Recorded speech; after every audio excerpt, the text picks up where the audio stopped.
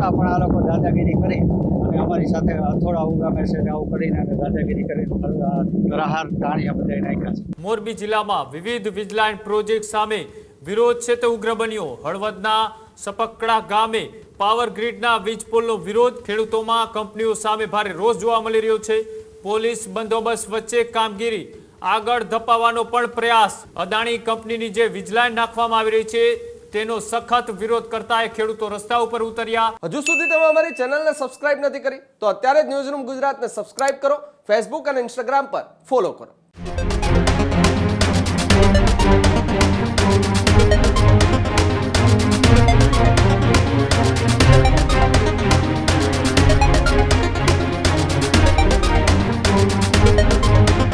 આગળ વાત કરીએ ખેડૂતો અને વીજલાઇન વચ્ચે જે ભારે ઘર્ષણ ચાલી રહ્યું છે તેની વચ્ચે ફરી એક વખત મહત્વપૂર્ણ સમાચાર।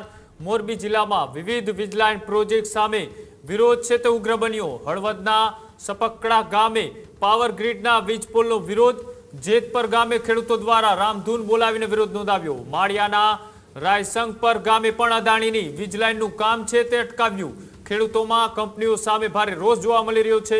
પોલીસ બંદોબસ્ત વચ્ચે કામગીરી આગળ ધપાવવાનો પણ પ્રયાસ કરવામાં આવ્યો તો સામે ખેડૂતોને તંત્ર આમને સામને આવતા તણાવની સ્થિતિ પણ સર્જાય। જમીન અને ખેતીને નુકસાન થવાની ખેડૂતોએ ચિંતા પણ વ્યક્ત કરી તો વિરોધ સામે વિસ્તારમાં ભારે પોલીસ બંદોબસ્ત પણ તૈનાત કરી દેવામાં આવ્યો। ગમે ત્યારે પોલીસ અને ખેડૂતો વચ્ચે ઘર્ષણ થવાની શક્યતાઓ છે। એક બાજુ સુરેન્દ્રનગરના કોટની અંદર ખેડૂતો અને વીજ લાઇનના અધિકારીઓ વચ્ચે ઘર્ષણ ચાલી રહ્યું છે તેની વચ્ચે હવે મોરબી જિલ્લાની અંદર પણ વિવિધ વીજ લાઇન પ્રોજેક્ટ સામે ખેડૂતો હવે રસ્તા ઉપર ઉતર્યા છે। અદાણી કંપનીની જે વીજ લાઇન નાખવામાં આવી રહી છે તેનો સખત વિરોધ કરતા ખેડૂતો રસ્તા ઉપર ઉતર્યા અને સાથે ત્યાં પણ ઘર્ષણ થાય તેવા દ્રશ્યો સામે આવ્યા। સાથે જ પોલીસ બંદોબસ્ત વચ્ચે આ કામગીરી આગળ ધપાવવાનો પ્રયાસ કરવામાં આવ્યો તો ખેડૂત અને તંત્ર આમને સામને આવતા એ સ્થિતિ છે તે તણાવ ભરી જોવા મળી અને હજુ પણ ખેડૂતો એ આ વીજલાઇનનો વિરોધ કરી રહ્યા છે। આગામી દિવસોમાં જો આ વીજલાઇનનું કામ એ અટકાવવામાં નહીં આવે તો ભારે આંદોલન અને તંત્રને ચીમકી આપતા શું કહ્યું આવો તે પણ જોઈએ। મારા ખેતરમાં એવી ટેન્શન હળવદ ટ્રાન્સમિશનની વીજલાઇન અદાણી કંપનીની આવે છે તો એની જે ઝવેરી સાહેબે કલેક્ટર હતા ત્યારે હુકમ કર્યો તો 67 મીટરના કોરિડોર।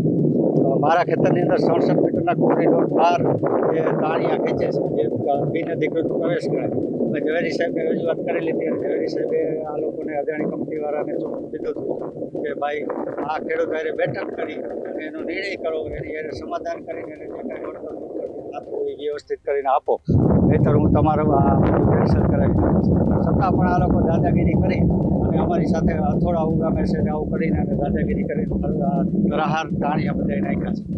તો એનો અમને વિરોધ છે। જો આજ સુધીમાં અમને કોઈ જવાબ નહીં આપે તો અમે આ તાણિયા ખેતર અમારા ખેતરમાંથી જે છે 33 મીટરની બહાર ચારે બાજુ 33 મીટર આવે એની બહાર જે તાણિયા છે એ અમે ઉખાડીને કાઢી નાખશું।